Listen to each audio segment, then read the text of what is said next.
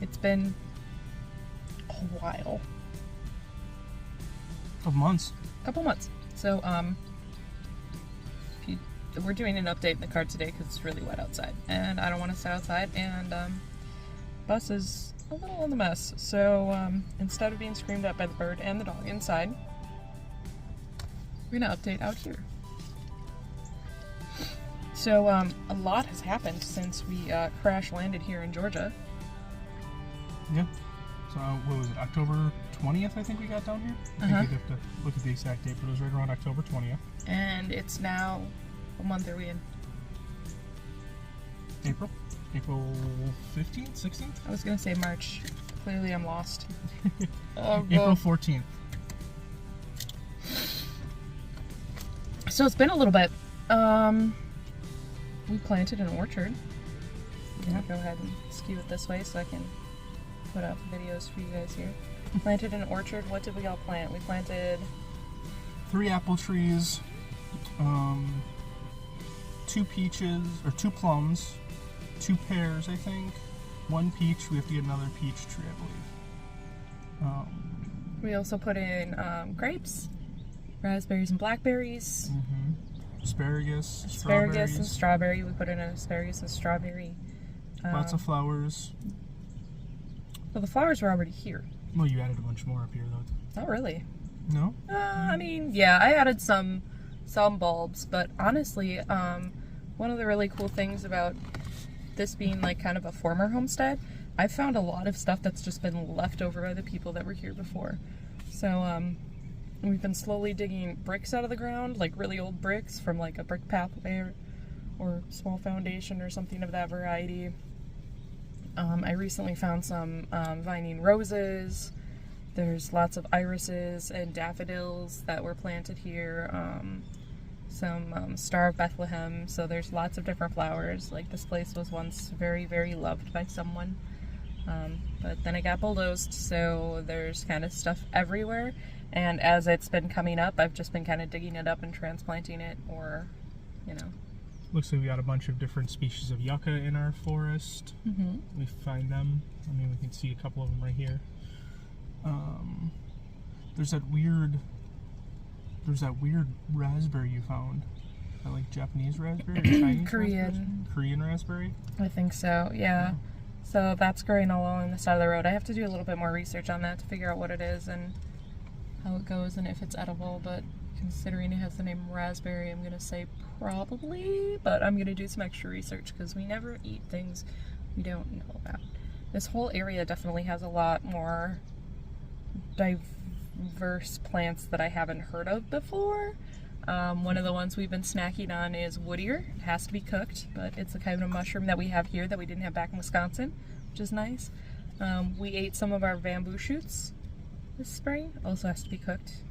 But we're trying to keep the bamboo back, and that has been cutting back the bamboo and trying to keep back the bamboo has been such a task. It's slow. It's really slow going. I think we've only probably truly reclaimed maybe a 1/4 acre. Maybe. So far. I mean, it makes a big difference because it's given us more room, but there's a lot of bamboo here, and with just a lot of other tasks that have been going on. Chris did buy a new Yeah. tool to help with maybe the bamboo. Yeah, we gotten a lot of new things, well, new old things, new to us. New to us. We got a tractor. It's like a 1980s Mitsubishi D2650. Not exactly sure how many hours are on it, but it looks like it's in good shape. Sounds great. It's fairly lightly used, but we don't know for sure because the hour meter doesn't work. It stopped working at 10 hours, it looks like. But it's already been a learning experience with that. We've been using it a little bit. I've been knocking down some bamboo, but it takes a little bit of practice to get used to that. I think our biggest update on the farm right now is chickens. Chickens. We got some chickies. 8 baby chickens. Yep. We got some lavender Orvingtons. Chocolate. 2 chocolates. Yep. 2 buffs. Yep. Those are all Orpingtons. Yeah. And then 2 Brahmas. Yeah.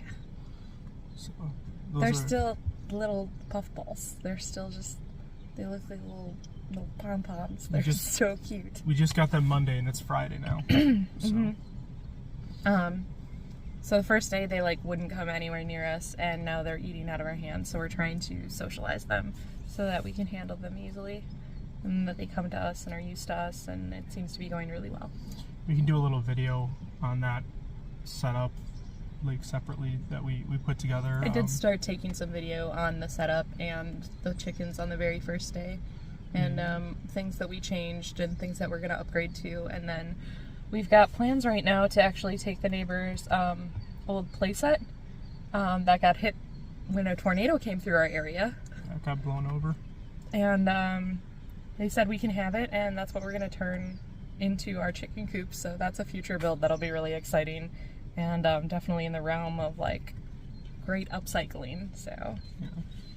We have a garden started. Noelle planted the first stuff in it the other day, and it's probably... We're doing it with the neighbor. It's probably 100 feet by 50, so it's a large garden. And then we have several... But for two families. Yep, we've already talked about the stuff that we've planted over here, the berries and fruits. We got a couple other fruits we're still getting in. We got some blueberries that we're going to put in too. Yep, we got blueberries, we got the olive, we got the pawpaw, we got mulberries, we got pomegranate, the lemon tree we have, but that's going to stay in a pot. We're going to repot that, and that's going to stay in a pot for forever. Winter. Yeah. Well, it's going to, once we get the greenhouse up, which I really thought we'd have up by now, but, you know, nothing ever happens quite the way you plan it. Like, you know, we had, oh, we're going to put it here. Well, then our plans changed for where we might build the house, and now we don't know which house we're going to build. And, you know, so it's like things have changed and scooted, and you just gotta kind of roll with the punches and figure it out. Oh, here comes Demeter. Open the door so she can leave. And you guys saw Demeter in our last video, and she was still a kitten, so she's a full-grown lady now. Hi, pretty. Yeah, she's definitely an outdoor cat. She loves to be outside. She's a great mouser. She brought us home the biggest rat the other day. Turn around. Show me your face. I want to see your cute face.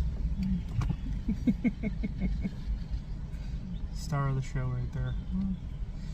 Yeah, she is a good sized rat. They call it a cotton rat. It was about 5 inches. Hi, sweet. And then, what else? Oh, water. We have water on the property now. We have that done. So we're officially no longer off-grid, technically. Yeah, technically. So we lived off-grid, completely off-grid for 5 months? Yeah. But now we're technically on-grid because we're hooked up to city water. Power-wise, we're still running off of a combination of solar and a generator. Which has been working pretty good. I mean, with the longer days and everything. The solar's been doing a lot more, yeah. You're wet. It's like it's raining outside. It is raining outside. What else are big things? Got a couple temporary outbuildings put up for storage of stuff. And that's an end. I mean, when you talk about it, it doesn't sound like a lot, but it's taken us a lot to get all this stuff collected and put in and learning the new plants. And we were just recently at a really cool nursery that has nothing but native plants, which was really awesome. But talking to them about like some of the stuff we need to get rid of, we've got this like silverthorn holly stuff that is just horrid, and it kind of sucks to cut it back because right now it works almost like privacy fencing for us, but like it's gotta go. It's super invasive. It drowns everything else out. Like we need to let it go and plant some stuff that's native and non-invasive. Like even, this is gonna be a controversial take, but I don't mind non-native plants as long as they aren't invasive. There's plenty of things you can plant and they just kind of stay where they are. If you think about it, a lot of our vegetable gardens are non-native. But they're not invasive because they're not going to spread everywhere. But a lot of these ornamental plants are very, very much invasive, and they'll just spread and take over everything.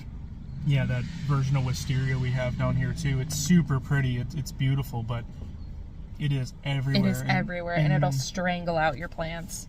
We have some trees that are probably 80 feet tall down here, and the wisteria is all the way to the top of the trees. And it's super pretty. Again, we're just gonna have to cut some of it back to make sure that it gets under control. Well, yeah, it'll just, like I said, it just strangles out everything. It's crazy. There's a wisteria vine in the back of our property that's probably 8 inches around, 9 inches around. It's massive. It might even be bigger than that. That one we might just keep because it's a cool vine. It looks really cool with that tree. And the tree's fine. The tree's alive. It's a For now. big oak tree. I mean, it's been like that for... I can't imagine how long. That tree's got to be 100 years old long. at least. So, So, guess that's it for today.